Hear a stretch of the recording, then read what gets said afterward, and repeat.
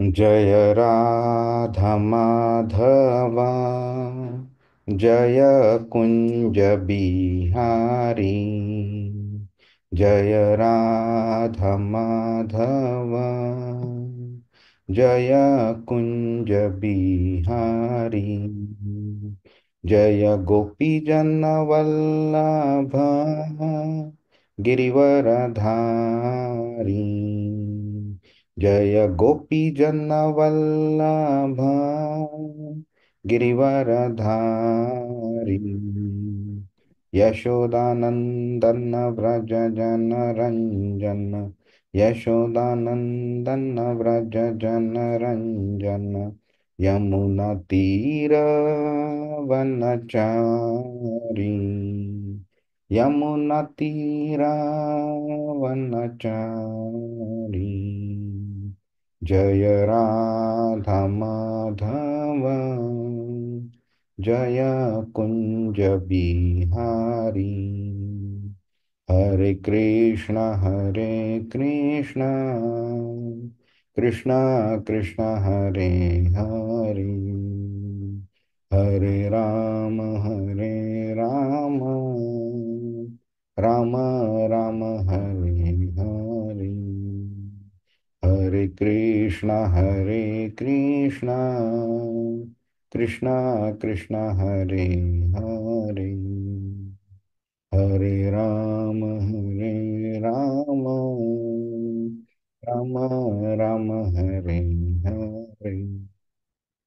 जय राधा श्याम सुंदर, राधा श्याम सुंदर राधे। जय कृष्ण बलराम, कृष्ण बलराम, कृष्ण बलराम। जय कृष्ण बलराम। जय गौरानिताई, गौरानिताई, गौरनिताई। जय गौरनिताई। जय जय प्रभुपाद, प्रभुपाद प्रभुपाद। जय श्रील प्रभुपाद। हरिनाम संकीर्तन की जय, श्रीमद् भगवद गीता की जय, श्रील प्रभुपाद की जय। हरे कृष्णा। अरे ओम अज्ञानतिमिरान्धस्य ज्ञानाञ्जनशलाकया चक्षुरुन्मीलितं येन तस्मै श्रीगुरवे नमः। श्रीचैतन्यमनोभीष्टं स्थापितं येन भूतले स्वयं रूप कदा मह्यं ददाति स्वपदान्तिकं। वन्देऽहं श्रीगुरो श्रीयुतपदकमलं, श्रीगुरुन् वैष्णवांश्च श्रीरूपं साग्रजातं सहगण रघुनाथान्वितां तं सजीवं साद्वैतं सावधूतं परिजनसहितं कृष्णचैतन्यदेवं श्रीराधाकृष्णपादान् सहगण ललिता श्रीविशाखान्वितांश्च। हे कृष्ण करुणा सिंधो दीनबंधु जगतपते गोपेश गोपिकान्त राधाकान्त नमोस्तुते। तप्त कांचन गौरांगी राधे वृंदावनेश्वरी वृषभानुसुते देवी प्रणमामि हरिप्रिय। वाञ्छाकल्पतरुभ्यश्च कृपा सिन्धुभ्य एव च पतितानां पावनेभ्यो वैष्णवेभ्यो नमो नमः। नमां विष्णुपादाय कृष्णप्रेष्ठाय भूतले श्रीमते भक्तिवेदान्तस्वामिनिति नामिने नमस्ते सारस्वते देवे गौरवाणी प्रचारिणे निर्विशेष शून्यवादी पाश्चात्य देशतारिणे। जय श्री कृष्ण चैतन्य प्रभु नित्यानंद श्री अद्वैत गदाधर श्रीवासादि गौरभक्तवृंद। हरे कृष्णा कृष्ण कृष्णा हरे हरे, हरे राम राम राम हरे हरे। हरे कृष्णा। सॉरी, आपण 2 आठवडे भेटू नाही शकलो. तर आज आपण जे श्लोक करणार आहोत ना, त्याच्यामुळे भगवद्गीतेला सगळ्यात मोठी कलाटणी ह्या 3 श्लोकांमुळे मिळालेली आहे. ठीक आहे. आणि आधी आतापर्यंत काय झालं कोण सांगेल? आपण मागच्या आठवड्यात काय केलं? आपण 35 आणि 36वा श्लोक केला होता मागच्या क्लासला प्रभूजी, ज्याच्यामध्ये आपलं म्हणजे जे आपली शंका होती सर्वसामान्य व्यक्तीची, ती शंका अर्जुनाने व्यक्त केली भगवान श्रीकृष्णांसमोर, की हे म्हणजे तुम्ही जे म्हणताय मनावर कंट्रोल करणं वगैरे, ते की म्हणजे ते अशक्य, म्हणजे पराशक्य, बेसिकली संयमित करणं डिफिकल्ट आहे. आणि ते आपण कसं करू शकतो वगैरे. तर त्याच्यावर भगवान श्रीकृष्णांनी तेच सांगितलेलं आहे की योगी जो म्हणजे बेसिकली तुम्ही जर परमात्म्यावर मन केंद्रित केलं तर आपण आपल्या मनावर कंट्रोल आणू शकतो. आणि मनाला नियंत्रित करणं हे कठीण जरी असलं तरी नियमित प्रयत्न केल्यावर ते नक्कीच शक्य होतात. आणि त्याच्यामुळे बेसिकली आपण मन आणि इंद्रियावरचं जे आकृष्टता असते किंवा फोकस असतो तो आपला जाऊन आपल्या आत्म्यावर येतो. आणि मग एक महत्वाचा पॉइंट जो मला आवडला होता की योगी आणि भक्ती मार्गातला भक्त याच्यामधला डिफरन्स तुम्ही सांगितला होता प्रभूजी, की योगी हा मनावर कंट्रोल करण्याकरता जे काय सगळं करतो ते फक्त स्वतः करता करतो.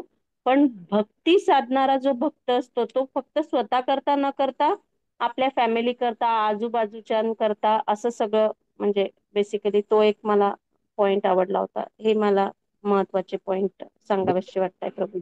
भक्त जो असतो हा कम्प्लीटपणे कृष्णाकरता करतो तो.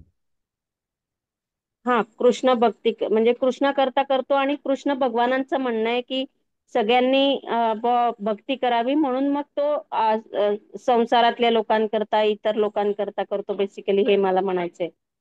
म्हणजे जे देणं जे असतं ना, कृष्ण भक्ती जी आपण इतरांना देतो ती तो स्वतःच्या फायद्याकरता देत नाही, तो इतरांच्या फायद्याकरता इतरांना देत असतो तो. हम्म. हम्म. ठीक आहे. अजून कोणाला काही पॉइंट ऍड करायचा आहे? अं, प्रभू, एक ते अर्जुन म्हणून अर्जुनाचा विचार असा असतो की एक तर एक एक एक वेळेस वाऱ्याला कंट्रोल करू शकतो, पण माइंडला कंट्रोल करणं खूप डिफिकल्ट आहे. हो. आणि दुसरा, पहिल्या श्लोक 32व्या श्लोक मध्ये असं होतं की जो योगी असतो त्याचा जो स्वभाव असतो तो दुःखात आणि सुखात म्हणजे त्याला काही परिणाम होत नाही. युनिक असतो, म्हणजे unique in the sense not unique, पण त्याचा भाव समभाव असतो. हम्म. तो कोणत्या परिस्थितीमध्ये ढळत नाही, विचलित होत नाही. हम्म. सुखात आणि दुःखात तो विचलित होतो, म्हणजे हम्म. हर्ष होत आणि दुःखातही तो विचलित. बरोबर. आणि हे सगळं सांगताना कृष्णाचा जो अप्रोच जो होता अर्जुनाला सांगण्यामध्ये, त्याबद्दल काही आठवतंय तुम्हाला? आपण त्याबद्दल पण चांगलं बोललेलो. आपण एका शिक्षकाचं आणि विद्यार्थ्याचं उदाहरण घेतलेलं, की एखाद्या विद्यार्थ्याला एखादा विषय जर कठीण वाटत असेल तर शिक्षकांनी त्याच्याशी कसं बोललं तर त्या विद्यार्थ्याचा इंटरेस्ट निर्माण होऊ शकतो. जर त्याला अशा पद्धतीने सांगितलं की हे तुझ्या कुवतीचा बाहेरचा आहे, तुझी लायकी नाही हा विषय शिकण्याची, तुझ्यामध्ये ज्ञान कमी आहे, तुझ्यामध्ये बुद्धी कमी आहे, म्हणून तुला जमत नाही, बघ बाकीच्यांना कसं जमतं, अशा प्रकारे जर त्याला सांगितलं, त्याचा म्हणजे तो धीर जो आहे तो तुटून जाईल. त्याला कधी इच्छाच होणार नाही शिकण्याची. पण त्याला जर त्यांनी एनकरेज केलं, नाही तू करू शकशील, हे करणं आवश्यक आहे, तुला जमेल, बाकीच्यांना जमलंय, तुला सुद्धा जमेल, तुला हे तू अशा पद्धतीने का नाही ट्राय करत, तशा पद्धतीने का नाही ट्राय करत, असं केलं तर जमेल. जर त्याला एनकरेज केलं, कॉन्फिडन्स दिला, त्याला प्रॉपर गायडन्स दिला, तर तो सुद्धा करू शकतो. आणि त्याच पद्धतीने इथे कृष्ण अर्जुनाला सांगतोय, अगदी असंशयम महाबाहो मनोदुर्निग्रहम चलन. अगदी नक्की मी तुला कम्प्लिटली अग्री करतो की मनाला कंट्रोल करणं त्याच्यावरती खूप डिफिकल्ट आहे, असंशयम. पण जर प्रॉपर अभ्यास केला, प्रॉपर पद्धतीने केला, रेग्युलरली केला वगैरे, तर तुला हे शक्य आहे. तर ही जी पद्धत जी आहे ते कृष्णा किती पॉझिटिव्हली सगळ्या गोष्टी प्रोजेक्ट करतोय हे आपल्याला कळू शकतं. आपण म्हणजे भगवद्गीता जेव्हा सुरुवात करतो शिकायला, त्यावेळी लोकांना असं वाटतं की अरे मृत्यूबद्दल बोलणं चाललेलं आहे, अरे हे संसारामध्ये इंटरेस्ट नाही दाखवायचा, अशा रीतीने बोलणं चाललं आहे, किती निगेटिव्ह निगेटिव्ह बोललं जातं, असं लोकांचा एक गैरसमज निर्माण होतो. पण त्यांना हे कळत नसतं की ऍक्च्युली हे पूर्ण पॉझिटिव्ह आहे, 100% पॉझिटिव्ह आहे. आणि आपण अजून एका गोष्टीवरनं आज बघून घेऊ की कृष्ण अर्जुनाला जे आधी वाटत होतं की सगळीकडे मला अपयशच दिसतंय, दुसऱ्या अध्यायाच्या 6व्या श्लोकामध्ये तो बोललेला की बाबा न चैतद विद्मः कतरन्नो गर्यो यद्वा जयम यदिवानो जयेयुः. मी इकडे जिंकलो, म्हणजे फाईट करू का नको करू, युद्ध करू का नको करू, मारू समोरच्याला का नको मारू, पळून जाऊ मी का भीक मागू, काय करू मला काही कळत नाहीये. म्हणजे त्याला सगळीकडनं त्याचे दरवाजे बंद दिसत होते आणि सगळीकडे त्याला अपयश दिसत होतं. आणि अशा व्यक्तीला अशा स्टेजमधनं कृष्णाने ऍटलिस्ट ह्या 45-46व्या श्लोकापर्यंत त्यांनी अशा स्टेजला आणलेलं आहे की त्याला संपूर्णपणे लूज लूज जी सिच्युएशन होती त्याला कन्वर्ट करून विन विन सिच्युएशन मध्ये आणलेलं आहे. आणि आपण ते बघू आता. पुढे जाण्याआधी कोणाला काही प्रश्न आहे?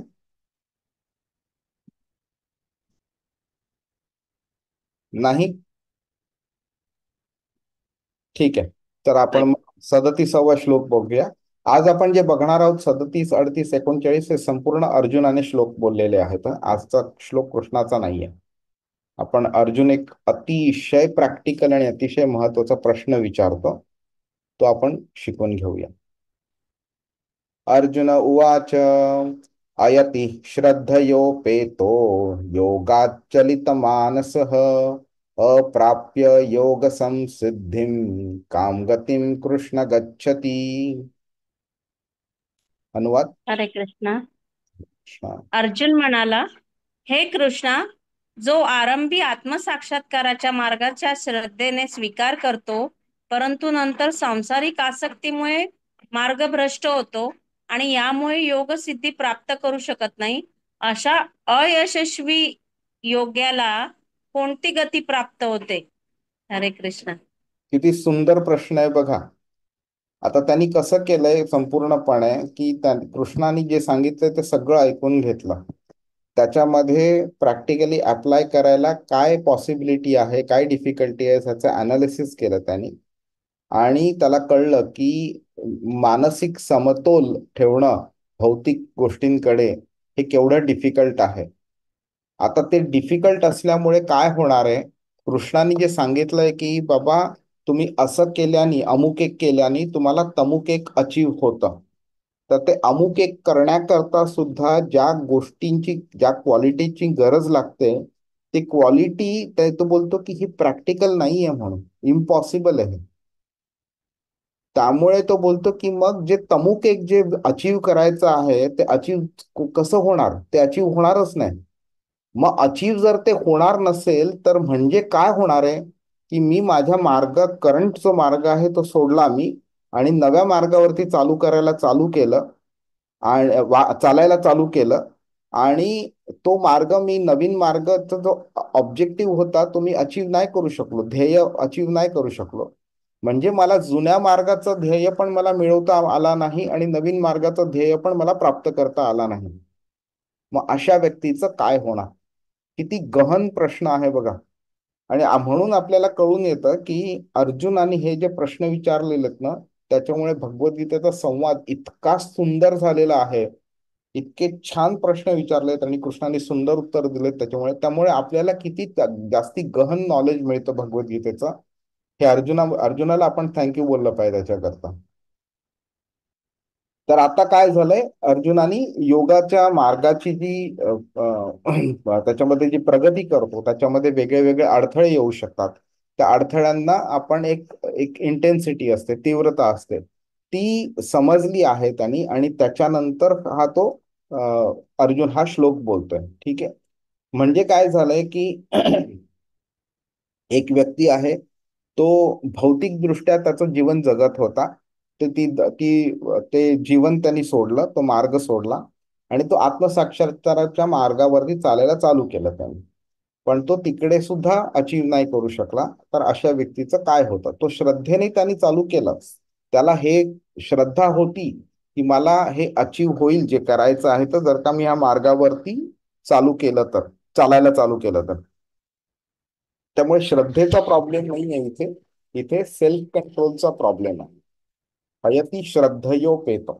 म्हणजे एखाद्या व्यक्तीला काय होतं की बाबा एक श्रद्धा नसते एखाद्या मार्गावरती चालायची, होईल की नाही माहिती नाहीये, पण तरी सुद्धा चालायला चालू करतात.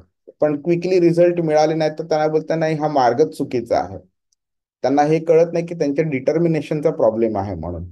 त्यामुळे तिकडे श्रद्धा नसते, त्यामुळे ते पूर्णपणे चालत नाही. इकडे अर्जुन ही शक्यता मोडून काढतोय की श्रद्धा आहे, त्याला माहितीये हे बरोबर आहे, पण त्याला करायची इच्छा पण आहे, पण तरी सुद्धा अशा काही गोष्टी घडतात ज्याच्यामुळे तो करू शकत नाही. ठीक आहे.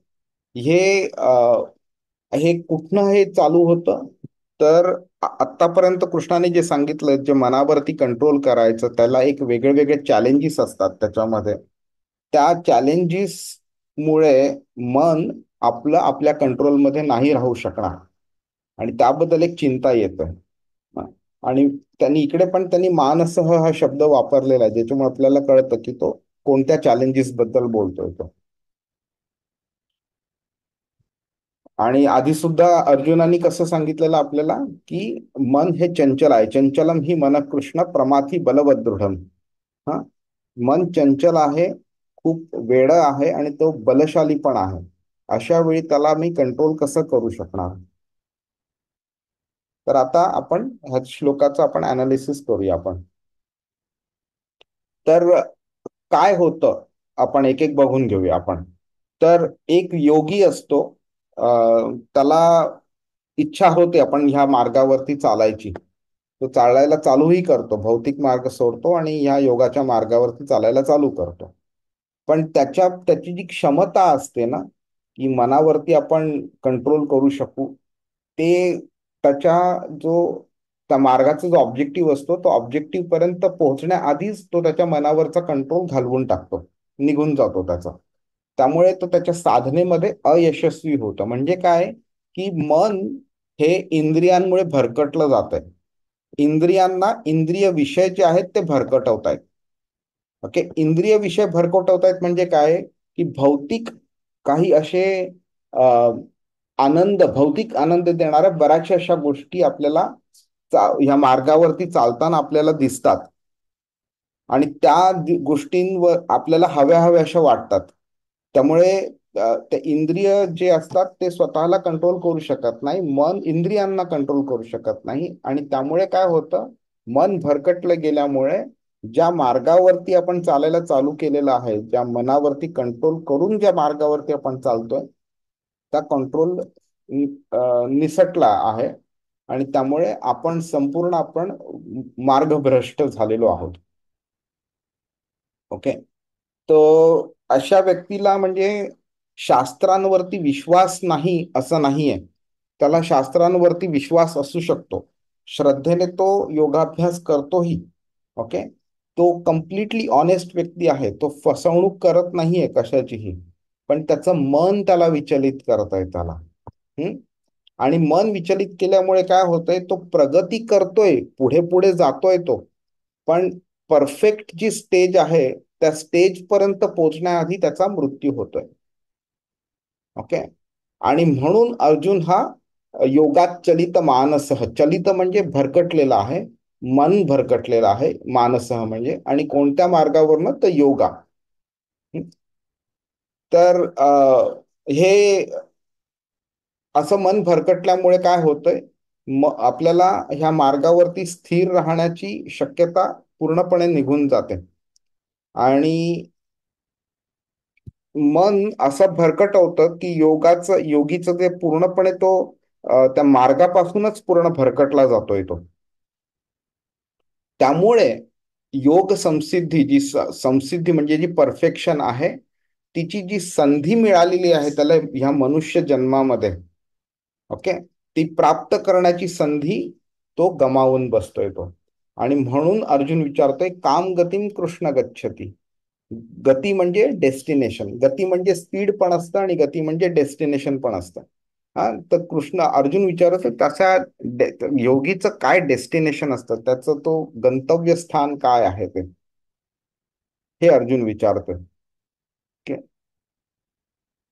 आता आपण काही जे फॅक्टर्स असतात ना, ज्या ह्या मार्गावरती आपल्याला हेल्प करतात ह्या मार्गावरती चालायला, तर त्या गोष्टींबद्दल बघूया. एक तर असतं आपली लॉंग टर्म थिंकिंग जे असतं ना, आणि आपला जो इंटेलिजन्स असतो, ह्या दोघांचा आपल्या अ, आध्यात्मिक प्रगतीवरती कसा परिणाम होतो ते जरा आपण बघून घेऊया. एक शॉर्ट टर्म थिंकिंग करणारी असलेली व्यक्ती म्हणजे दूरदर्शी नसते ती व्यक्ती. त्याला काय असतं की तो भविष्याची त्याला तेवढी चिंता नसते त्याला. त्याला फक्त टेम्पररीली शॉर्ट टर्म मध्ये इंद्रिय तृप्ती ज्याच्यात मिळेल, ओके, ते त्याला जास्ती आनंद देत असतो. म्हणजे वर्तमान काळ असतो त्याच्यामध्ये जगण्याचा तो प्रयत्न करत असतो. आता बऱ्याच वेळा तुम्ही लोकांना पण ऐकत असाल की बऱ्याच वेळा लोक बोलतात, अरे कल किसने देखा. हा, आज आपण आज जगतोय तर live in the present moment म्हणून. हा, बरोबर आहे. बट जेव्हा तुम्हाला हा प्रेझेंट मोमेंट मिळालेला आहे, तो कशामुळे मिळालाय? तोच प्रेझेंट मोमेंट जो आहे तो बाकीच्या जीव जंतूंना पण मिळालाय, झाडाला पण मिळालाय, पक्षीला, प्राण्याला, माशाला, सगळ्यांना मिळालाय. हा, बाकीच्या लोकांना पण मिळालेलं आहे. जे लोक रस्त्यावरती भीक मागतायत, किंवा जे लोक महलात राहत आहेत, ज्या लोकांना आजार आहेत, जी लोक सुदृढ आहेत, जी लोक कुरूप दिसत आहेत, जी लोक छान दिसतात, ओके, ज्यांच्याकडे पॉवर नाहीये, ज्यांच्याकडे जॉब नाहीये, ज्यांच्याकडे खायला पैसा नाहीये, काही नाहीये, आणि जे अतिशय धनाढ्य आहेत, ह्या सगळ्यांकडे प्रेझेंट मोमेंट आहे. मग त्यांनी सुद्धा फ्युचरचा विचार सोडावा का त्यांनी? नाही ना. मग तो जो प्रेझेंट मोमेंट जो त्यांच्याकडे आलेला आहे, त्यांच्या तो कर्मांमुळे आलेला आहे, तो प्रेझेंट मोमेंट अशी त्यांनी काय कर्म केली होती ज्यांच्यामुळे काही लोकांकडे प्रेझेंट मोमेंट चांगला आहे आणि काही लोकांकडे प्रेझेंट मोमेंट वाईट आहे. तर तो प्रेझेंट मुमेंट कशामुळे आला? कारण तुमच्या कोणत्या तरी आधीच्या प्रेझेंट मुवमेंटमुळे, ज्यावेळी तुम्ही चुकीची कर्म केली, त्या आधीच्या प्रेझेंट मुवमेंटमुळे तुमचा हा आत्ताचा प्रेझेंट मुवमेंट आलेला आहे. आणि ह्या आत्ताच्या प्रेझेंट मुवमेंटच्या चुकीच्या कर्मांमुळे तुमचा पुढचा प्रेझेंट मुवमेंट येणार आहे. हे जोपर्यंत व्यक्तीला कळत नाही तोपर्यंत तो त्या प्रेझेंट मुवमेंट मध्येच जगत राहतो, आणि त्याला शॉर्ट टर्म थिंकिंग आपण म्हणतो. लॉंग टर्म थिंकिंग म्हणजे फ्युचरचा विचार करून आत्ताची पावलं उचलणं. ओके, त्यांना, अशा लोकांना काय वाटतं की हा जो वर्तमान क्षण आहे त्याच्यामधनं मला आनंद मिळणं सगळ्यात महत्वाचं आहे.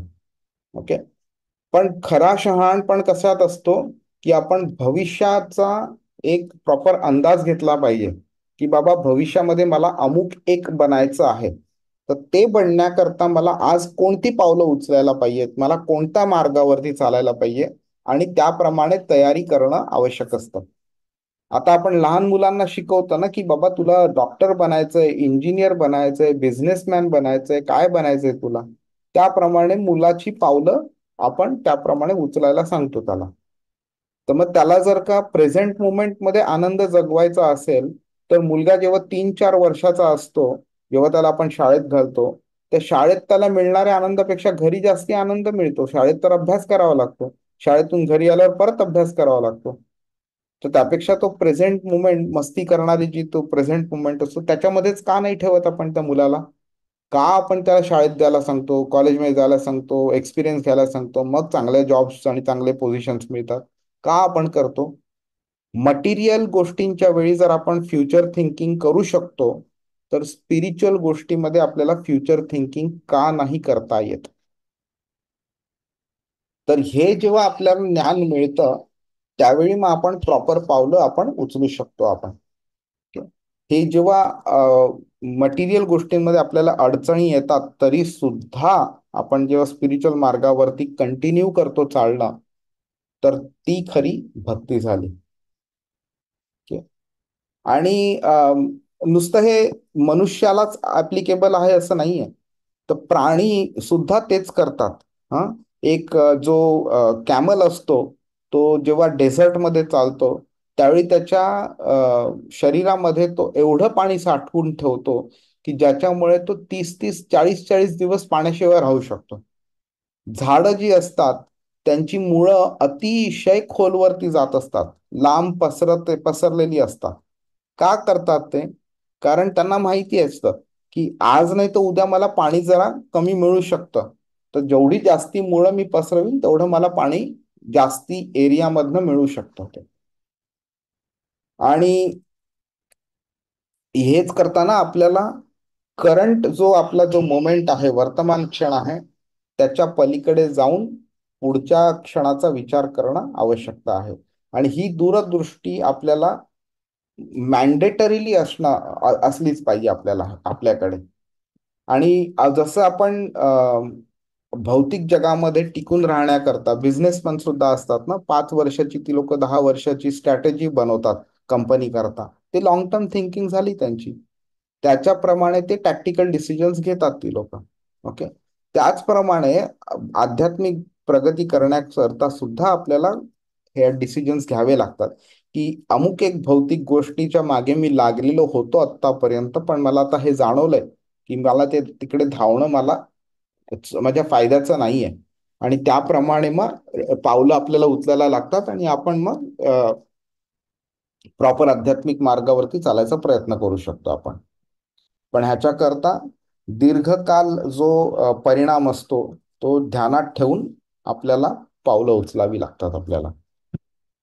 आता हे झालं बोलून, तर आता कृष्ण अर्जुन हा प्रश्न का विचारतोय, आपण हा आधी बघून घेऊया. तर ह्याच्यामध्ये अर्जुनाने जो भौतिक मार्ग तो बोललाय की जो त्यागलेला आहे, तो मार्ग खरा कोणता आहे ते आपण जाणून घेऊया आधी.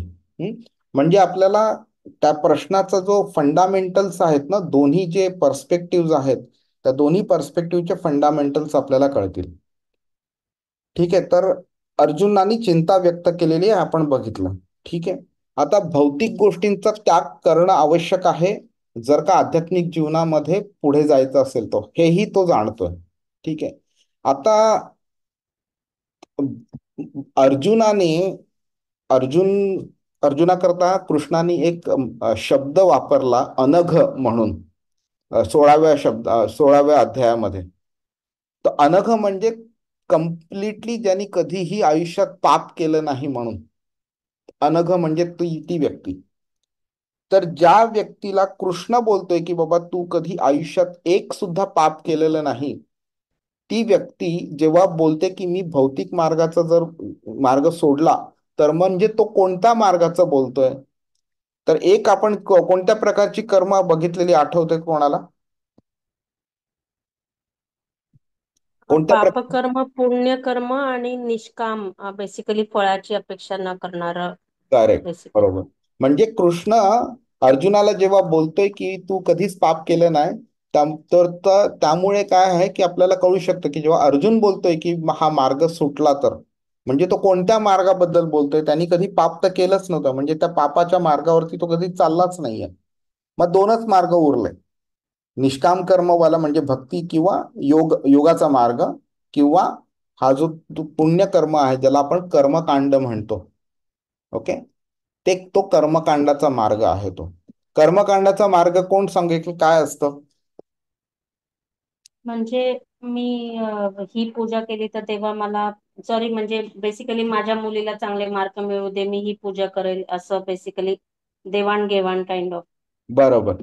म्हणजे काय, शास्त्रात सांगितलेल्या वेगळ्या वेगळ्या गोष्टी, पूजा वगैरे ज्या असतात, होम हवन वगैरे, ते करणं का, तर त्या केल्याने आपल्याला कोणता तरी फायदा होतोय, भौतिक फायदा होतोय. तर भौतिक फायद्याची ओढ असली की आपण अशा प्रकारे कर्म करतो, तो त्याला कर्मकांड म्हणतात. म्हणजे पाप नाही येते, पण ते पुण्य आहे.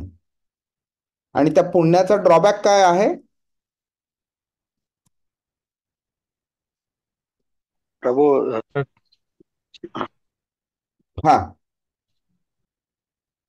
हा प्रभू, हा त्याचं पुढचं. असं होतं की हा बोला. पुण्य पुण्य साधल्यामुळे स्वर्गाची प्राप्ती होती, पण ते बरोबर. लॉंग लास्टिंग नसतं. एकदा ते पुण्य संपलं की पुन्हा या मृत्यूलोक म्हणजे पृथ्वीत जन्म घ्यावा लागतो, असं मला बरोबर.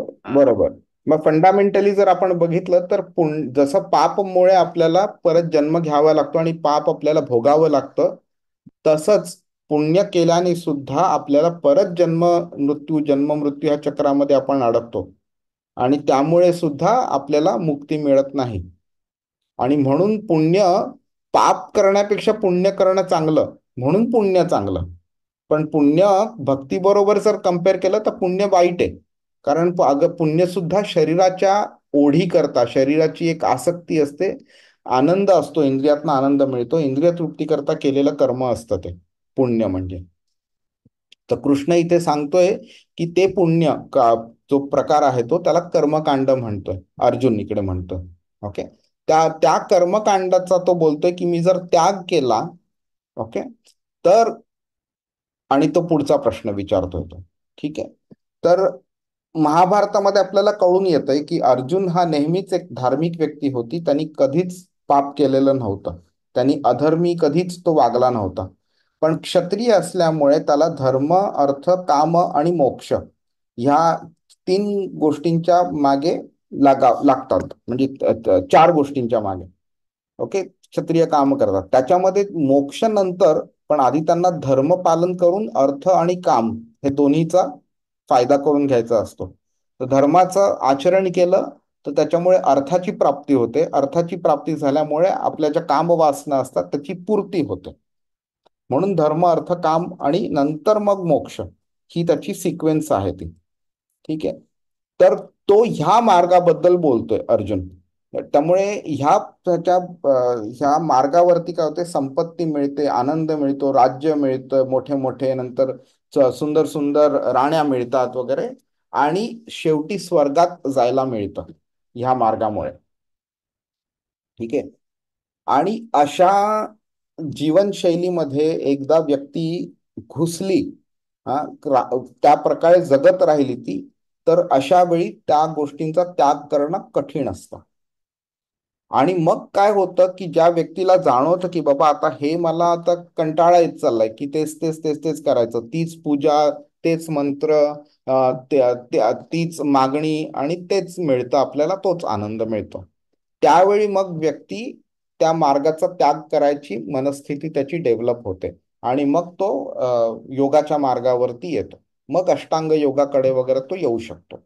आणि त्यामुळे काय होतं, त्याला ह्या मार्गाचा त्याग करावा लागतो कर्मकांडाचा, आणि मग तो ह्या योगाच्या मार्गावरती येऊ शकतो. दोन्ही मार्गांवरती तो पाय एकत्रपणे ठेवू नाही शकत तो.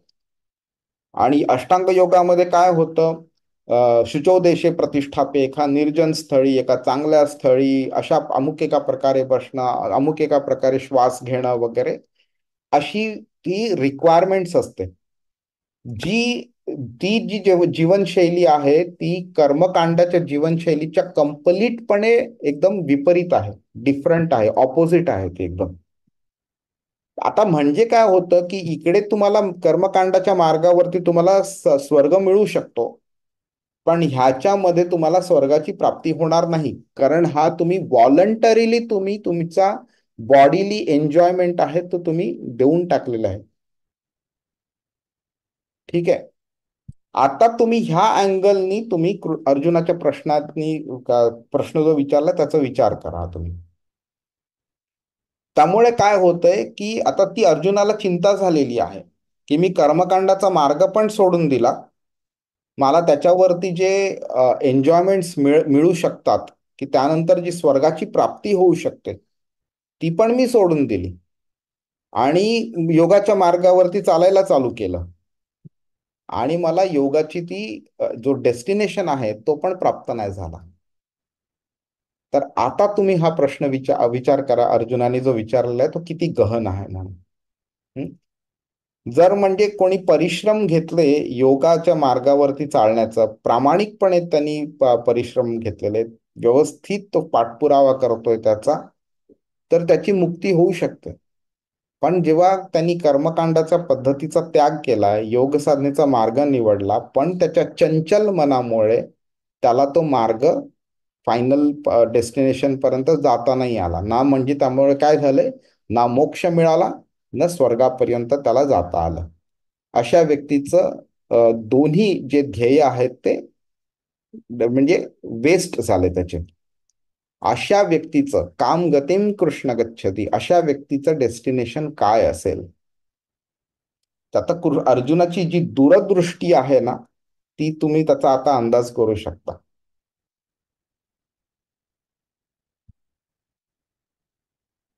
मी हे तसं थोडंसं आपण हे बोललेलं आहे, पण पटकन बघूया. आत्मसाक्षात्कार म्हणजे त्याचे जे मूळ जे प्रिन्सिपल आहे, तत्व आहे, ते काय असतं. जीव हा एक भौतिक शरीर नाही. हा, शरीरापासून जीव हा भिन्न आहे. नंतर आपला जो जीव ह्या नात्याने आपला जो आनंद आहे तो सच्चिदानंद जीवनामध्येच आहे. भौतिक आनंदामध्ये आपला आनंद नाहीये. आणि सच्चिदानंद ही जी जीवन पद्धती आहे, ओके, हे शरीर आणि मनच्या पलीकडे आहे. आणि हे जे ज्ञान आपल्याला जे मिळतंय ना, ते ज्ञान म्हणजे भगवद्गीतेमधलं ज्ञान हे आत्मसाक्षात्काराचं फंडामेंटल आहे, बेसिस आहे. आणि त्यांचे जे विविध मार्ग आहेत त्याच्यामध्ये काही डिफरन्सेस आहेत आणि काही सिमिलॅरिटीज पण आहेत. तर म्हणजे चार मार्ग प्रायमरी आहेत: कर्मयोग, ज्ञानयोग, अष्टांग योग म्हणजे आणि भक्तियोग. तर प्रत्येक ह्याच्यामध्ये काय होतंय की एक जे जीवात्मा असतो त्याचं एक स्वरूप असतं, त्याचा एक भगवंताशी एक संबंध असतो आणि काही अशा त्याला क्रिया करायच्या असतात, करायला पाहिजेत त्यांनी, ज्याच्यामुळे भगवंताशी एक जो संबंध जो आपला होता तो तुटलेला आहे सध्या किंवा डळमळीत झालेला आहे, तो पुनर्स्थापित करणं हे त्या जीवाचं एक कर्तव्य असतं. त्यामुळे मग आपण कृष्ण भावनेची जी परमोच्च स्थिती आहे त्या स्थितीवरती आपण पोहोचू शकतो.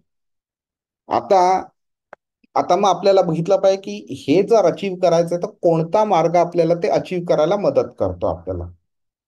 तर त्याच्यामध्ये आपल्याला कळून येतं की एका पर्टिक्युलर स्टेज पर्यंत ज्ञानयोग, अष्टांगयोग, कर्मयोग आपल्याला घेऊन जाऊ शकतो. पण भक्तियोग ज्या स्टेजला आपल्याला नेऊ शकतो त्या स्टेजला हे तीन बाकीचे मार्ग आपल्याला नेऊ शकत नाहीत. जास्तीत जास्ती आपल्याला मुक्ती मिळू शकते ह्या कर्मयोग, ज्ञानयोग आणि अष्टांग योगद्वारे. पण भक्ती जी आहे ही मुक्तीच्याही पलीकडे आहे आणि आपण शिकू ते जसं आपण पुढे जाऊ ते.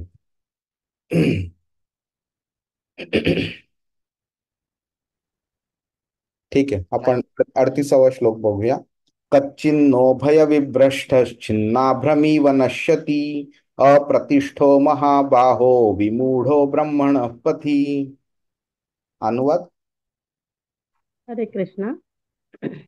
हे महाबाहो कृष्ण, ब्रह्मप्राप्तीच्या मार्गावरून भ्रष्ट झालेला असा हा मनुष्य आध्यात्मिक आणि भौतिक यशोमार्गावरून कोणत्याही दिशेला स्थित नसलेल्या छिन्न विच्छिन्न ढगाप्रमाणे पति पतित होऊन भ्रष्ट तर होत नाही ना. वा. हरे कृष्ण. हरे कृष्ण. आता काय झालंय, अर्जुनांनी चिंता व्यक्त केलेली आहे अशा योगीबद्दल. त्यांनी प्रामाणिकपणे ह्या मार्गावरती, योग साधनेच्या मार्गावरती चालायला चालू केलंय, पण मनाच्या चंचल अवस्थेमुळे तो पूर्ण जाऊ शकला नाही आणि त्यामुळे त्याला योग साधनेची जी परमोच्च स्थिती आहे ती प्राप्त नाही होते किंवा भौतिक जगामध्ये जी आनंद मिळू शकतो किंवा स्वर्ग जी परमोच्च स्थिती म्हणू शकतो भौतिक आनंदाची, तेही प्राप्त होत नाहीये. त्यामुळे इंद्रियांचा आनंद घेता नाही आला त्याला आणि त्याला मोक्ष प्राप्ती पण मिळता नाही आली. तर अशी व्यक्ती जी आहे त्याचं कसं होतंय, छिन्ना भ्रमीव नश्यती. हा, की काय होतं की बाबा तो एका ढगाप्रमाणे, हा, एक छोटा ढग असतो, मोठ्या ढगांबरोबर असतो तो, आणि कधी त्याला असं वाटतं की बाबा मला अमुक एका ठिकाणी जावं म्हणून तर तो स्वतः तिकडे चालायला चालू करतो आणि अशी एक मोठी झुळूक येते वाऱ्याची, तिच्या त्या ढगाला ती अशी वेगळ्याच दिशेला घेऊन जाते. मग काय होतं की तो अ, ना कोणत्या एका ग्रुपमध्ये, मोठ्या ढगांच्या ग्रुपमध्ये राहतो, ना दुसऱ्या मोठ्या ढगांच्या ग्रुपमध्ये राहतो आणि तो भरकटला जातो. ना त्याला ह्या ग्रुपमध्ये मिळतं स्थान, ना त्या दुसऱ्या ग्रुपमध्ये मिळतं स्थान, आणि भरकटल्यामुळे त्याला काय होतं, त्याचं अस्तित्व जे आहे ते नष्ट होऊन जातं. तो ढग जो आहे तो म्हणजे विखुरला जातो पूर्णपणे, त्याचं अस्तित्वच नष्ट होऊन जातं. तर अशा व्यक्तीसारखं तर ह्याचं होतं का? होत नाही ना. काय होतं त्याचं? तर अर्जुन हे उदाहरण घेतोय आणि अशा व्यक्तीची दुर्दशा जी आहे ती त्याच्या कृष्णासमोर मांडतोय ती. आता आपण बघूया तो छिन्ना भ्रमीव नश्यती. ओके, म्हणजे काय झालं, भौतिकवादी जो व्यक्ती असतो तो कर्मकांडाचा जो आनंद आहे, स्वर्गप्राप्ती आहे, ते नाही प्राप्त करू शकत. योगाचा पाठलाग करतो, ते नाही प्राप्त करू शकत मनाच्या चंचलतेमुळे. म्हणून ढगासारखी त्याची उपमा जी दिलेली आहे अर्जुनाने, त्याच्यासारखी त्याची अवस्था होऊ शकते. तर मोठ्या समूहापासून, आपल्या आधीच्या समूहापासून तो तुटतो आणि विरुद्ध दिशेला जाणाऱ्या समूहामध्ये तो सामील व्हायचा प्रयत्न करतो तो. आणि त्याला तिकडेही वाराचा जोर सापडतो, तिकडे त्याला तो उडवून लावतो आणि मग तो पूर्णपणे एकाकी पडतो आणि कोणत्याही समूहाबरोबर राहू शकत नाही. आणि कालांतराने तो ढग, जो छोटा ढग आहे, तो आपलं स्वरूप आणि आपलं महत्व, आपलं अस्तित्व आकाशामध्ये तो विरघळला जातो, नष्ट होतं त्याचं. तर आध्यात्मिक मार्गामधला किंवा भौतिक मार्गातला, त्या दोन्ही मार्गांची त्याला आनंद पण मिळत नाही, फळ पण मिळत नाही त्याला. तो अशा प्रकारे तो धोका पत्करतोय. अर्जुन सांगतोय की हा धोका पत्करतोय, भौतिक मार्गावरती चालण्याचं सोडणं, हा धोका पत्करून तो योग साधनेच्या मार्गावरती येतोय. मग त्याला इकडे पण मिळत नाही आणि तिकडे पण मिळत नाही. किती डीप प्रश्न आहे. आता फक्त छोट्या छोट्या गोष्टी बघूया आपण. आपल्याला ह्या श्लोकाचा मेन अर्थ तर कळलेला आहे.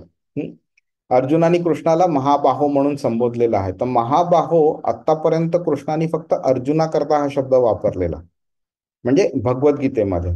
पण महाबाहो म्हणजे ज्याच्याकडे अतिशय अतिशय स्ट्रॉंग आहेत, खूप शक्ती आहे, म्हणजे महाबाहो. तर हे जे गुण आहेत ते कृष्णामध्ये पण आहेत आणि अर्जुनामध्ये पण आहेत. त्यामुळे ते दोघं एक दुसऱ्याला महाबाहो बोलतायत. आणि महाबाहो हाच अर्जुन कृष्णाला इथे का बोलला आहे, तर पुढच्या श्लोकामध्ये सुद्धा आपल्याला कळून येतं. कारण अर्जुन कृष्णाला बोलतो पुढच्या श्लोकामध्ये की हा जो माझा डाऊट आहे, हा फक्त तूच सॉल्व्ह करू शकतो, तूच उत्तर देऊ शकतो, तुझ्या व्यतिरिक्त कोणीच देऊ शकत नाही. तू इतका मोठा महाबाहो आहेस. त्यामुळे अर्जुन आणि कृष्ण एकमेकांच्या गुणांची त्यांना ओळख पण आहे आणि आदर पण आहे त्याचा. आणि 6व्या अध्यायाच्या 35व्या श्लोकामध्ये कृष्णाने अर्जुनाकरता हा शब्द वापरलेला, सॉरी, बरोबर, कृष्णाने अर्जुनाकरता वापरलेला.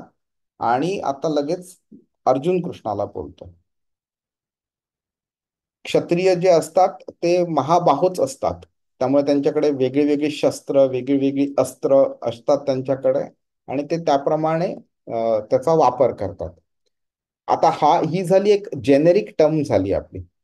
एक स्पेसिफिक टर्म म्हणजे काय झालं, परंतप जर का बोललं तर ते स्पेसिफिकली अर्जुन करता होऊ शकतं.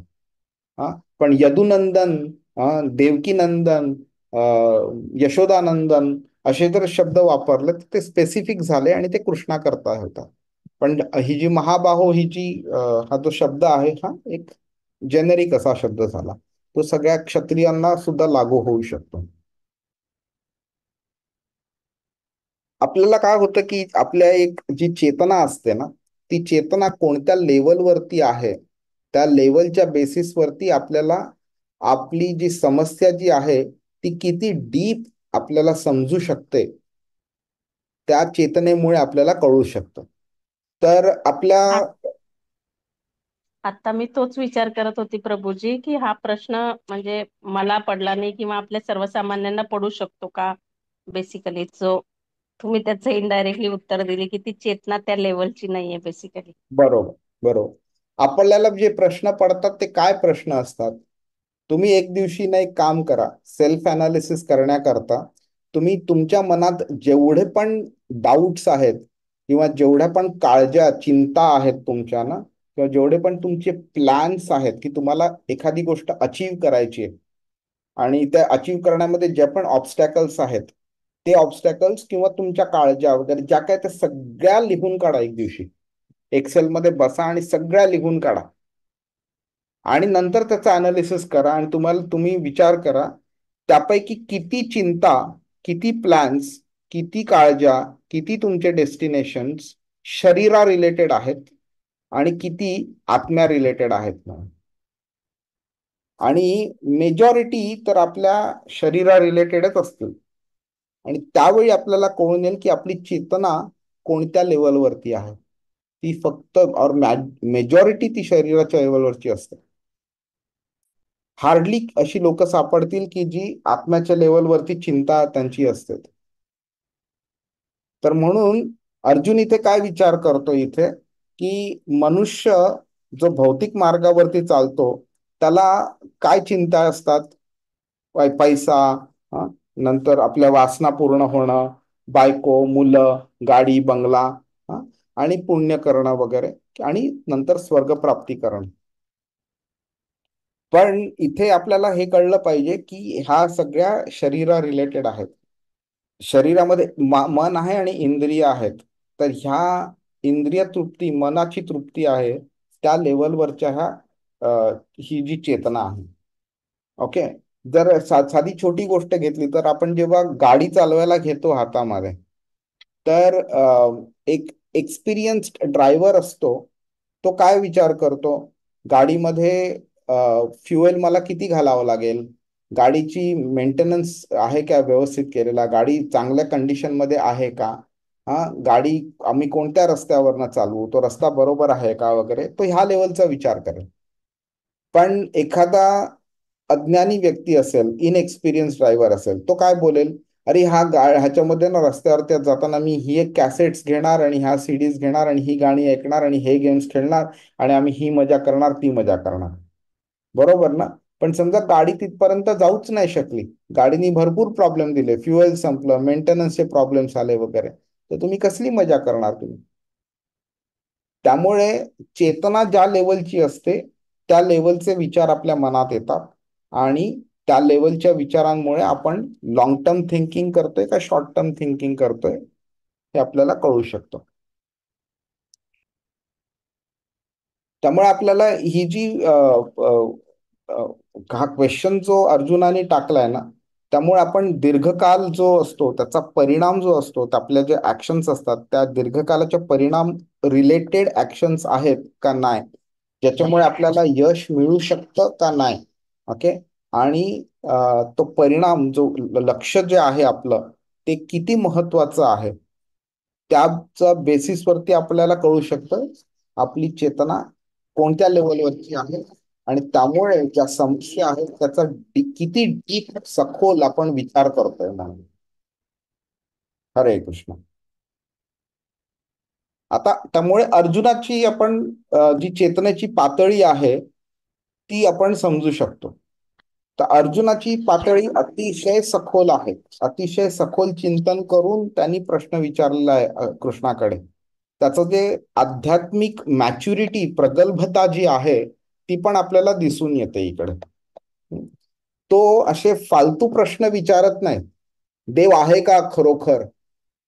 असेल तर माझ्यासमोर आण. हा, तर येत का नाही माझ्यासमोर? मला दिसत नाही देव. जर असं देव खरोखर असेल तर तो दिसला पाहिजे मला, का नाही दिसत मला? जर देव आहे ह्या जगामध्ये तर इतके इतके त्रास का होत आहेत लोकांना ह्या जगात? इतकी भूकमारी, इतके त्रास का होतात? सुनामी आली आता मध्यंतरी, का सुनामी आली जर देव आहे तर? असे इमॅच्युअर्ड आणि बेसलेस आणि फंडामेंटल प्रश्न विचारत नाही अर्जुन. लोकांना भौतिक जगाच्या पलीकडे काही आहे हे सुद्धा माहिती नाहीये. हा, आणि त्यांना त्याबद्दल शंका असते सुद्धा. शास्त्रामध्ये भलेही दिलं असेल पण त्यांना शास्त्रावरती विश्वास नसतो त्यांना. जीवनाच्या आधी काही होतं आणि मृत्यूच्या आधी काही, नंतर काही असणार आहे, तेही त्यांना माहिती नसतं.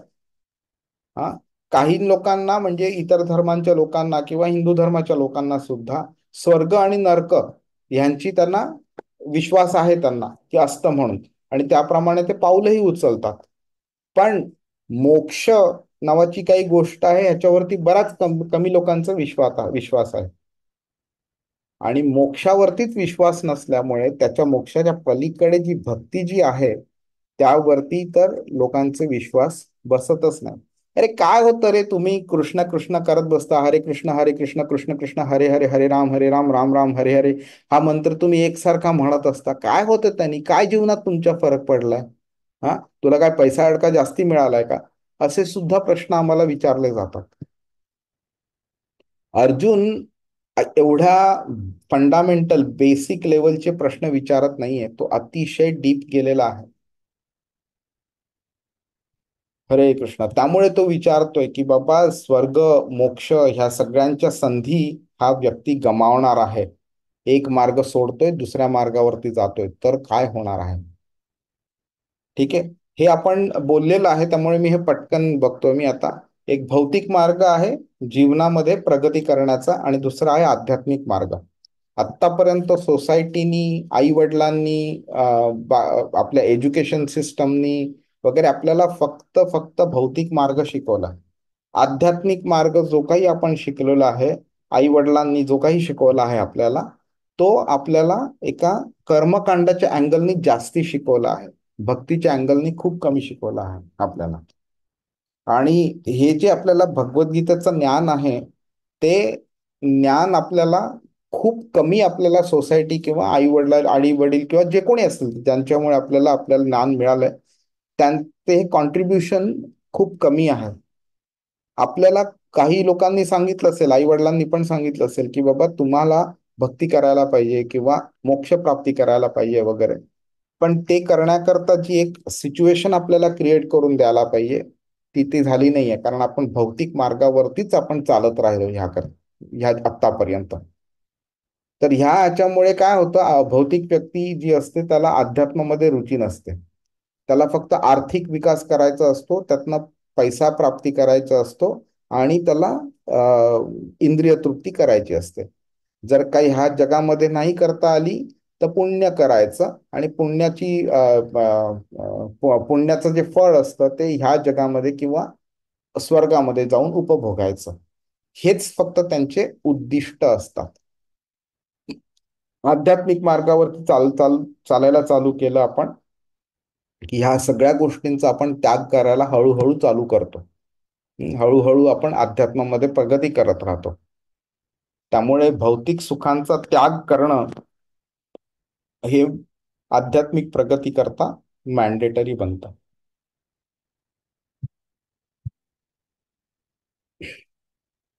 मी हे स्किप करतो, मी तुम्हाला हे आपण बोललो ह्यामध्ये फक्त एवढंच, फक्त की ब्रह्मणपथी हा शब्द वापरला आहे अर्जुनानी. तर ब्रह्मण म्हणजे अध्यात्म, ब्रह्मपथी म्हणजे त्या पथावरती चालणारी व्यक्ती. पथ म्हणजे मार्ग. ठीक आहे. तर आध्यात्मिक साक्षात्काराचा जो मार्ग, त्याला ब्रह्मणपथी, आणि त्या मार्गावरती चालणारा व्यक्ती त्याला ब्रह्मणपथी असं म्हणतात. तर यशस्वी जो योगी असतो ना, त्याचं अंतिम ध्येय हेच असतं. ओके, आता आपण अष्टांग योग शिकतोय म्हणून आपण फक्त त्या व्यक्तीच्या, अशा व्यक्तीच्या ध्येयाबद्दल बोलतोय आपण. पण जो खरा भक्ती योगामध्ये यशस्वी होतो, त्या व्यक्तीचं ध्येय काय असतं, तर भगवान श्रीकृष्ण त्यांची प्राप्ती करणं, त्यांना परम सत्य आहेत हे जाणून घेणं, त्यांना शरण जाणं, आणि ही जी जीवनाचं जे ध्येय असतं त्याची प्राप्ती करणं, ते त्याचं खरं अंतिम ध्येय असतं. आणि त्याच्याकरता त्याला अनेक अनेक जन्म घ्यावे लागले तरी चालतात. तो हॅपीली घेत असतो तो जन्म.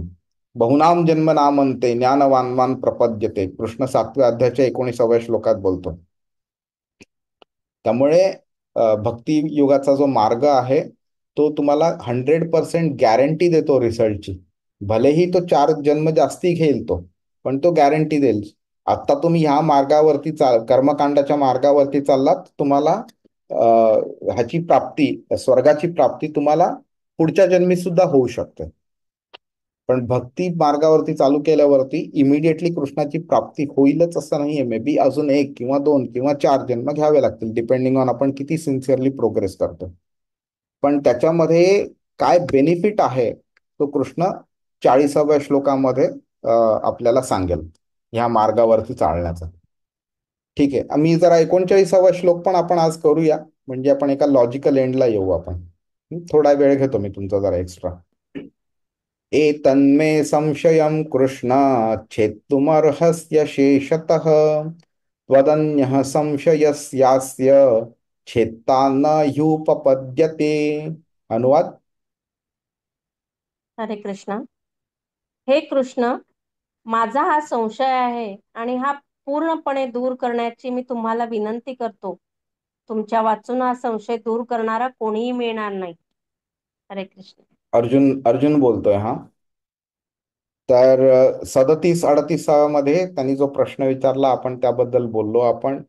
आणि तो आता प्रश्नापेक्षा जास्ती प्रश्नाचं उत्तर जी व्यक्ती देणार आहे त्याबद्दल तो बोलतोय, की फक्त कृष्णच ह्या प्रश्नाचं उत्तर देऊ शकतो. आणि त्यामुळे तो अर्जुन त्याला हा प्रश्न विचारतो. ठीक आहे. आणि का कृष्ण देऊ शकतो फक्त उत्तर, तर आपण ते पण बघूया. तर संक्षिप्त रूपामध्ये फक्त कृष्णाला भूतकाळ, वर्तमान काळ आणि भविष्यकाळ माहिती आहे. म्हणजे बाकीच्यांना पण माहित असतं, त्रिकालज्ञ म्हणतात त्यांना. व्यासदेव वगैरे ह्यांना पण माहिती आहे, ते गर्गमुनी वगैरे, तर त्यांना पण माहिती आहे. पण ही मूळ जे ज्ञान आहे हे आलंय कोणाकडनं? कृष्णाकडनं. त्यामुळे व्यासदेवांना जर का ही ॲबिलिटी मिळाली इतर लोकांचं वर्तमान, भूत आणि भविष्य बघण्याचं, तर ती कोणाकडनं आली? तर 15व्या अध्यायाच्या 15व्या श्लोकामध्ये कृष्ण बोलतो, मत्तः स्मृतीर ज्ञानम अपोहनम च. मत्तः म्हणजे माझ्याकडून, स्मृती म्हणजे मेमरी, ज्ञान म्हणजे नॉलेज, आणि अपोहनम म्हणजे फॉरगेटफुलनेस, विसराळूपणा, विसरलं जाणं. तर कृष्ण बोलतोय, एखाद्या व्यक्तीला एखादी गोष्ट जर लक्षात राहते किंवा तो विसरतो किंवा त्याला जे काही ज्ञान असतं हे सगळं माझ्याकडनं येतं. आता म्हणजे आपण विचार करू शकतो की व्यासदेव किंवा गर्गमुनी वगैरे त्यांना सुद्धा जे ज्ञान आहे ते कुठनं आलं असेल. त्यामुळे आता आता तुम्ही अर्जुनाच्या प्रश्नाचा अर्थ समजू शकता. आपण आता बघूया, अर्जुनाने कृष्णाला श्रीकृष्ण ह्या नावाने संबोधलं. आतापर्यंत तो वेगळे वेगळे महाबाहो बोलायचा, केशव बोलला, अच्युत बोलला, किंवा जनार्दन वगैरे वेगळी वेगळी नावं गेली. पण आता तो श्रीकृष्ण ह्या नावाने बोलतो डायरेक्टली. तर भगवद्गीता ही अतिशय फिलॉसॉफी, म्हणजे डीप, डेन्स आणि very very kind of strong अशी फिलॉसॉफी आहे. आणि एवढ्या फिलॉसॉफिकल कॉन्व्हर्सेशन डिस्कशन मध्ये सुद्धा दोन व्यक्ती जे डिस्कशन करतात, ज्यांचं कॉन्व्हर्सेशन होतं आहे, त्या कॉन्व्हर्सेशन सुद्धा अतिशय पर्सनल लेवलवरती होत आहे. कृष्ण आणि अर्जुन हे एक परम भगवान आणि परम भक्त, ह्या दोघांमध्ये हा संशय होतोय, त्या संवाद होतोय. त्यामुळे त्या दोघांमध्ये जे प्रेम आहे, एक आपुलकीचं नातं आहे, ते पण आपल्याला दिसतंय इकडे, इतका डीप फिलॉसॉफिकल डिस्कशन मध्ये. हा जो त्यांचा एकदम संबंध, मैत्रीपूर्ण, स्नेहपूर्ण, प्रेमाचा जो संबंध आहे, हा तो एक त्या वैयक्तिक रिलेशनला स्पर्श करतोय, वैयक्तिक रिलेशन आपल्याला प्रकट करतोय आपल्याकडे, ज्यामुळे फिलॉसॉफीच्या पलीकडे आपण जाऊ शकतो आपण. आणि तेच कृष्ण एक्सपेक्ट करतोय आपल्याकडे. फिलॉसॉफीच्या लेवलवरती आपण जर राहिलो तर कृष्णाला मे बी लक्षात राहील आपण, पण ते आपलं रिलेशनशिप आहे कृष्णाबरोबर ते आपण व्यवस्थित एस्टॅब्लिश नाही करू शकणार. त्यामुळे इकडे अर्जुन अजून एक पाऊल पुढे जातोय, की बाबा फिलॉसॉफी ठीक आहे, तुझ्या त्याच्या लेवलवरती आहे, पण तू माझा आहेस, मी तुझा आहे, आणि म्हणून मला फक्त तुझ्याकडनंच उत्तर हवंय आणि तूच माझं उत्तर, हे मला हे उत्तर देऊ शकतो. त्यामुळे ही जी शंका जी आहे अर्जुनाची, ही एका पर्सनल लेवलवरची शंका आहे. आणि पर्सनल लेवलवरती तो बोलते की माझी ही शंका फक्त तूच दूर करू शकतोस. हा कोणता प्रिन्सिपल किंवा फिलॉसॉफी ओरिएंटेड प्रश्न असता तर म्हणजे तो मे बी तो व्यासदेवांकडे पण गेला असता, की बाबा असं असं मला कृष्ण बोलला, भगवद्गीता आमची संपली डिस्कशन, पण मला हे कळलं नाही अमुक एक गोष्ट, तुम्ही सांगा हे कसं शक्य आहे. तो नाही, तू जर मला फिलॉसॉफी सांगितलीस तर तूच मला उत्तर दे आणि तूच देऊ शकतो उत्तर. हरे कृष्णा. आणि काय छेत्तुम अर्हस्य शेषतः, मिनिंग काय? अशेषतः, कोणताही बॅलन्स ठेवू नकोस, तुम्हाला तर कम्प्लीट उत्तर दे. हे पण खूप इम्पॉर्टंट आहे, कारण आतापर्यंत अर्जुनाने त्याला भरपूर प्रश्न विचारले, त्याला कृष्णाने त्याला छोटी छोटी छोटी उत्तरं दिली आणि प्रत्येक उत्तरामध्ये एक नवीन प्रश्न निर्माण होत गेला. आता कृष्ण अर्जुन बोलते की बाबा आता तू मला अशेषतः कोणताही म्हणजे मागमूस ठेवू नकोस, कोणत्याही डाऊट ठेवू नकोस. म्हणजे पूर्ण माझे जे डाऊट्स आहेत ना, संशयम कृष्ण, त्याचं छेत्तुम, तू त्याचं कट करून टाक, अगदी त्याचा विनाश करून टाक पूर्णपणे. आणि अशा पद्धतीने तू माझं उत्तर दे मला, कोणताही अवशेष ठेवू नकोस तू. आता अशेषतः हा प्रश्न वापरतोय, शब्द वापरतोय अर्जुन. तर कृष्णाने हाच शब्द अर्जुनाकरता वापरलेला. ओके. सनिश्चयेन योक्तव्य योगो निर्विण्ण चेतसः संकल्प प्रभवान कामान त्यक्त्वा सर्वान अशेषतः मनसैवेंद्रिय ग्रामम विनियम्य समंततः. ओके. ह्याचा काय की एकदम दृढ निश्चय ठेव. हा. आणि जे काही भौतिक इच्छा आहेत, जे स्वार्थी भौतिक हेतूने जन्माला जे आलेले आहेत, त्यांचा पूर्णपणे त्याग कर. कोणतीही इच्छा मागे ठेवू नकोस तुझ्याकडे.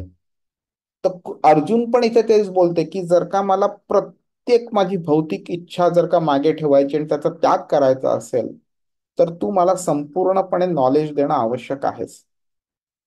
पण अर्जुन आता म्हणजे काय असं वेगळ्या संदर्भात बोलतोय की तू पण आता कोणताही माझा डाऊट मागे राहील अशा पद्धतीने उत्तर नको देऊस, तू पण मला अगदी संपूर्णपणे सांग मला. कोणताही ठसा ठेवू नकोस डाऊटचा, असं तो सांगतोय. आपण आता हे बघूया की ह्या शंका आपल्याला का निर्माण होतात. हे खूप इम्पॉर्टंट आहे समजणं. तर आपण ह्याच्यावरती 1-2 मिनिटं जरा डिस्कस करू आपण. तर काय होतात की शंका ह्या स्वाभाविक असतात. हं? शंका येणं चांगलं आहे. जर शंका आल्या नसत्या अर्जुनाला, तर अर्जुनाने काय झालं असतं, एक प्रश्न विचारला असता, दॅट्स ऑल, कृष्णाने त्याचं उत्तर दिलं असतं, अर्जुनाच्या शंका मिटल्या असत्या आणि अर्जुनाने युद्ध केलं असतं. अर्जुन आणि कृष्णामध्ये जे एक्सपेक्टेड होतं ते त्यांनी केलं असतं. पण हे भगवद्गीता अर्जुनाकरता कमी आणि आपल्याकरता जास्ती बोलली गेलेली आहे. त्यामुळे आपल्याला तो संवादामधली जी डेप्थ आहे, ओके, त्याचे अनालिसिस करून ते आपल्याला कळलंच नसतं आपल्याला. त्यामुळे शंका येणं चांगलं आहे. ओके. आणि शंका आल्यामुळे ते कृष्णा रिलेटेड ती शंका आहे, भगवद्गीते रिलेटेड शंका आहे, अध्यात्माच्या प्रगतीमुळे करता ती शंका आहे. त्यामुळे ती शंका चांगली आहे. तर ह्या स्वाभाविक आहेत शंका येणं, आणि जर का ती अध्यात्माच्या प्रगतीची असेल तर ती चांगली आहे. पण ह्या येतात का, तर आपल्या ज्या मानसिक धारणा असतात, आपले जे कन्सेप्शन्स बोलतो ना आपण, त्यांच्या पलीकडे असतात. एखादं स्टेटमेंट, एखादी गोष्ट जर आपल्याला ऐकली तर आपल्या जी मनाची धारणा असते, आपले जे कन्सेप्शन्स असतात, आपण जे विचार करतो, आपण जे इमॅजिन करतो, त्याच्या पलीकडे एखादी गोष्ट जेव्हा आपल्याला आढळते किंवा कोणी सांगतं आपल्याला, तर ती शंका निर्माण होते आपल्याला. कोणी बोललं की एका हत्तीवरनं मी हवेत उडत गेलो आणि अमुक एका ठिकाणी गेलो, तर आपल्याला शंका निर्माण होईल. कारण आतापर्यंत आपण हत्ती आणि उडणारा हत्ती कधी ऐकलंच नाही. आपण फक्त जो हत्ती ऐकलाय तो चालणार, जमिनीवर चालणाराच ऐकलाय. तर ही शंका निर्माण होते आपल्याला, कारण आपल्या चौकटीच्या बाहेरचं आहे ते. हा. एक छोटस एक्झाम्पल देतोय मी इथे. पण आदिवासी समाजामध्ये एक समाज असं समजा समुद्राच्या जागी राहत असेल, आणि तिकडे समजा काही लोक आली बोटीवरनं, आणि त्या समुदायाने कधी, आदिवासी समाजाने कधी अशा लोकांना बघितलं नसेल, आणि समोर बघितलं तर त्यांना आश्चर्य वाटेल एकदम. आणि समजा तिकडच्या एका व्यक्तीने मोबाईल फोन घेतला आणि त्याच्या बायकोला कॉल केला आणि सांगितलं की बाबा मी अमुक एका ठिकाणी आलोय म्हणून वगैरे. तर जेव्हा त्या व्यक्तीला कोणी जर जाऊन सांगितलं, त्या आदिवासी व्यक्तीला, की बाबा हजारो मैल लांब आहे याची बायको, पण हा इकडनं उभा राहून तिच्याशी बोलतोय, तर त्यांना ते आश्चर्य वाटणार. त्यांना हे माहिती नाही की मोबाईल नावाची काही गोष्ट आहे आणि अशा उपकरणाने आपल्याला लांब असलेल्या व्यक्तीशी संवाद साधता येतो. त्यामुळे त्यांच्यामध्ये शंका निर्माण होते की हे कसं शक्य आहे. इकडे सुद्धा तेच जातं की मृत्यूनंतरचं जीवन कोणाला त्याचा अंदाज नाहीये, त्यामुळे शंका निर्माण होतात. हा.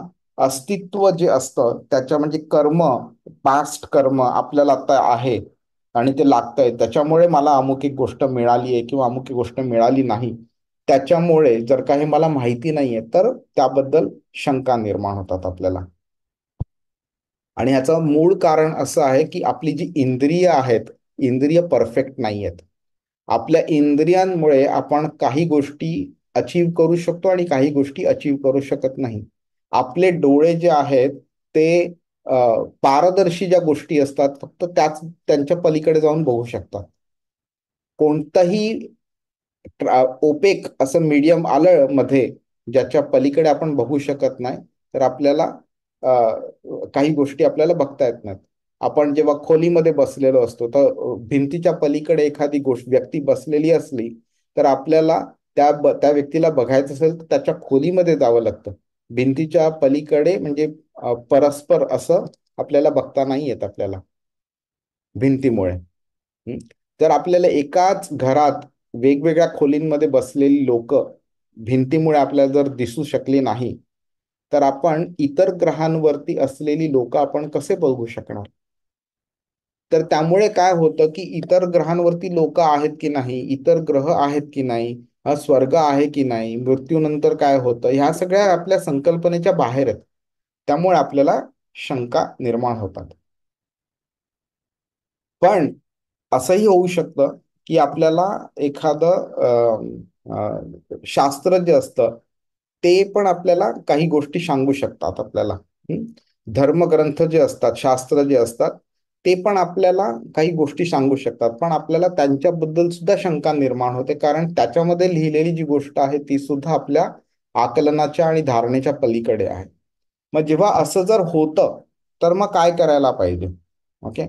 धर्मग्रंथामध्ये कोणते तरी असे विधान असतात, लिहिलेले असतात, ज्याच्यामध्ये शंका निर्माण होते आणि आपल्या ते धारणेच्या कल्पनेच्या पलीकडे असतात. त्यामुळे आपल्याला आपल्यामध्ये काही त्रुटी आहे किंवा शास्त्रामध्ये लिहिलेलं जे आहे त्याच्यात त्रुटी आहे ह्याची असं समजण्याची गरज नाही. आपल्याला एवढंच समजलं पाहिजे की हा जो मनुष्य आहे त्या मनुष्याचा अनुभव जो आहे त्या अनुभवाच्या पलीकडे ही गोष्ट लिहिलेली आहे. त्यामुळे आपल्याला हे समजलं पाहिजे आपली इंद्रिय, आपले मन वगैरे हे सगळं मर्यादित आहे. त्याचा परिणाम काय असतो की जे हायर लेवलचं सत्य जे आहे ते सत्य समजण्यामध्ये आपण असमर्थ असतो. ते ड्रॉबॅक नाहीये, it is a fact of life. Okay. आणि तरी सुद्धा धर्मग्रंथ सुद्धा ही मर्यादा असून सुद्धा आपल्याला पुढे कसं जायचं हा मार्ग सांगत असतात. आणि कसं असतं की जेव्हा सूर्य मावळतो, रात्र होते, अंधार असतो, तरी सुद्धा आपण काम करणं थांबत नाही. आपण काय करतो, एक छोटीशी ज्योत घेतो, टॉर्च घेऊ किंवा काडेपेटीची काडी घेऊ, लायटर घेऊ किंवा काहीतरी दिवा घेऊ वगैरे. हा. आणि त्या ज्योतीद्वारे आपण पुढचा मार्ग आपण शोधायचा प्रयत्न करतो आणि हळूहळू आपण जात असतो पुढे. तसंच आपण आपल्या इंद्रिय जे आहेत, आपलं मन आहे, त्यांच्या ज्या मर्यादा आहेत त्या आपण बदलू शकत नाही. म्हणून तरी सुद्धा त्यांचा वापर करून शास्त्रांनी जे सांगितलेलं आहे त्यामधून जे आपल्याला ज्ञान मिळतं त्या ज्ञानाचा आपण हळूहळू थोडा थोडा थोडा थोडा असा उपयोग करत करत आपण आपली ज्ञानाची क्षमता वाढवू शकतो आणि आपला जो दिसणारा समोरचा मार्ग आहे त्याचा आपण त्याला प्रज्वलित करू शकतो आणि आपण तो मार्ग बघून आपण हळूहळू पुढे जाऊ शकतो. आपल्याला मूळ कारण जे आहे ते समजलं पाहिजे की कृष्ण हा ह्या संपूर्ण ज्ञानाचा सोर्स आहे, स्रोत आहे. त्याच्याकडनं हे सगळं ज्ञान आलेलं आहे. त्यामुळे हे ज्ञान जे आहे ते परफेक्ट आहे, हे आपल्याला एक समजलं पाहिजे आधी. जर का एका इम्परफेक्ट सोर्स कडनं जर ज्ञान घेतलं तर आपलं ते ज्ञान सुद्धा इम्परफेक्टच असणार आहे, कारण ती व्यक्तीच इम्परफेक्ट आहे. पण कृष्णाकडनं हे ज्ञान आलेलं आहे, कृष्णा परफेक्ट आहे, त्यामुळे कृष्णाने जे दिलेलं ज्ञान आहे ते परफेक्टच आहे. 100% परफेक्ट आहे. हा पूर्णपणे पूर्णपणे नुसता श्रद्धा नाही, नुसता विश्वास नाही, तर ती निष्ठा असली पाहिजे आपली, एकदम स्ट्रॉंग अशी फेथ झाली पाहिजे, तर ह्या मार्गावरती आपण पुढे चालू शकतो आपण. त्यामुळे कृष्णाने दिलेलं ज्ञान, भगवद्गीता, श्रीमद भागवतम, हा कृष्णच अंतिम अधिकारी असल्यामुळे आपल्या मर्यादा तो ओळखतो. आपल्याला काय मार्गावरती चालायचं आहे, किती कठीण आहे तो मार्ग, आणि कसं चालायचंय, काय डिफिकल्टीज येतील, त्या डिफिकल्टीज कशा हँडल करायच्या, आणि तरी सुद्धा आपण त्या मार्गावरती कसा चालत राहायचं, हे त्यांनी सगळं व्यवस्थित आपल्याला सांगितलेलं आहे. ते रेग्युलर ज्ञान तो परमात्मा म्हणून सुद्धा तो कंटिन्युअसली देत राहतो आपल्याला. आणि त्यामुळे कृष्णाला वरती हा विश्वास ठेवून आपली मर्यादा ओळखून आपण ह्या मर्यादा ओलांडू शकू आणि आपण ह्या मार्गावरती चालू शकू आपण. हरे कृष्ण. आता पटकन एक छोट्याशा बघूया. आता कृष्ण आपल्याला जे ज्ञान प्रदान करतोय तर तो सर्वोत्तम अधिकारी का आहे, तर ते बघून घेऊया आपण. ओके. तर कृष्ण परम सत्य आहे. हा, जसं मी आता सांगितलं, मत्त स्मृती ज्ञानम अपोहनमच, तर सर्व ज्ञान, सर्व बुद्धिमत्ता, बुद्धिर्बुद्धिमताम अस्मी, हा, सगळ्या बुद्धिमत्तेचा, सगळ्या ज्ञानाचा तो उगम आहे तो. ओके. कृष्णाकडे ज्ञान जे आहे ते स्वतंत्र आहे. बाकी कोणाकडेही स्वतंत्र ज्ञान नाही. म्हणजे कृष्णाला ज्ञान कोणी दिलं नाही, कृष्णाकडेच ज्ञान आहे, पण कृष्णच बाकीच्यांना ज्ञान देतोय. ओके. आणि ह्या जगामध्ये जेवढं पण ज्ञान आहे, ओके, जे वाईट मार्गाचं ज्ञान असो किंवा चांगल्या मार्गाचं ज्ञान असो, ज्ञान संपूर्णपणे कृष्णाकडनं आलेलं आहे. आणि आपली जी लिमिट असतं ते लिमिट क्रॉस केलेलं हे ज्ञान आहे आपलं. आणि 10व्या अध्यायाच्या 41व्या श्लोकामध्ये हा खूप इम्पॉर्टंट श्लोक आहे, त्यामुळे जरा एकदा बघून घेऊया. यद्यद विभूतिमत्सत्वम श्रीमदुर्जितम एव वा तत्तदेवावगच्छत्वम मम तेजो अंश संभवन. सर्व ऐश्वर्यवान, सुंदर आणि तेजस्वी अभिव्यक्ती माझ्या तेजाच्या केवळ एका अंशातून उत्पन्न झाल्या आहेत, हे तू जाण. हे तो अर्जुनाला सांगतोय. फक्त एक अंश कृष्णाचा, संपूर्ण ऐश्वर्यवान तेजस्वी जे काही आहे ते फक्त एका अंशाकडनं आलेलं आहे. कृष्ण, जी काही बुद्धिमत्ता आहे ही सगळी कृष्णाची आहे. त्यामुळे अर्जुन कृष्णाकडनं ही अपेक्षा ठेवतोय. त्याचं काय आहे, त्याचं बेसिस, की त्याला भूतकाळ माहित आहे, त्याला वर्तमान काय आहे माहिती आहे, त्याला भविष्यकाळ माहिती आहे, त्याला संपूर्ण. तर भविष्य ज्याला प्रत्येक व्यक्तीचं माहित आहे, 7व्या अध्यायाच्या 26व्या श्लोकामध्ये कृष्ण बोलतो, वेदाहम समतीतानी वर्तमानानी च अर्जुन भविष्याणी च भूतानी माम तु वेद न कश्चन. या पूर्ण जगतामध्ये, पूर्ण ब्रह्मांडात, पूर्ण जे कोणी व्यक्ती आहेत त्या सगळ्यांचं भूत, भविष्य आणि वर्तमान मी जाणतो, पण मला कोणीही जाणू शकत नाही, हे अर्जुन कृष्ण बोलतोय. ओके. तर ज्याला सगळ्यांचं भविष्य माहित आहे, त्याला ह्या योग्याचं भविष्य पण माहिती असणार ना, की त्याचं पुढे काय होतं. म्हणून अर्जुन त्याला बोलतोय की बाबा तूच मला हे सांगू शकतो, तुझ्या व्यतिरिक्त कोणीही सांगू शकत नाही. हरे कृष्ण. आता आपण हे आज थांबूया. आज मी तुमचा जरा जास्ती घेतला वेळ, पण आय होप थोडी क्लॅरिटी मिळाली असेल अर्जुनाच्या प्रश्नाबद्दल. हरे कृष्ण. पटकन कोणाचा काही प्रश्न असेल तर आपण बघून घेऊया, नाहीतर आपण स्टॉप करूया आज इकडे. प्रभू, हे श्रीकृष्ण नावाने का संबोधतात अर्जुन? पर्सनल रिलेशनशिप, त्याबद्दल आपण बोललो ना, की पर्सनल रिलेशनशिप म्हणजे आता समजा आपलं नाव अमुक एक आहे, तर तुम्हाला तुमच्या डायरेक्ट नावाने हाक मारणं सुद्धा तुम्हालाच हाक मारण्यासारखं आहे. आणि तुम्ही तुमच्या ऑफिसमध्ये तुम्ही समजा डिपार्टमेंटचे मॅनेजर आहात तुम्ही, तर तुम्हाला डिपार्टमेंट मॅनेजर म्हणून हाक मारली तरी सुद्धा ती तुम्हालाच हाक मारली जाते. पण डायरेक्ट नावाने हाक मारणं तुम्हाला जास्ती आवडेल, राईट? आणि तुमचे आप्त स्वकीय जर का तुम्हाला त्यांनी डिपार्टमेंट मॅनेजरनी म्हणून हाक मारली, हा, तर तुम्हाला कसं वाटेल? पण तुम्हाला तुमच्या डायरेक्ट नावाने हाक मारली तर तुम्हाला कसं वाटेल? तर that indicates a personal relationship. Okay. हरे कृष्णा. भेटूया आपण पुढच्या आठवड्यामध्ये. हरे कृष्णा. धन्यवाद प्रभूजी.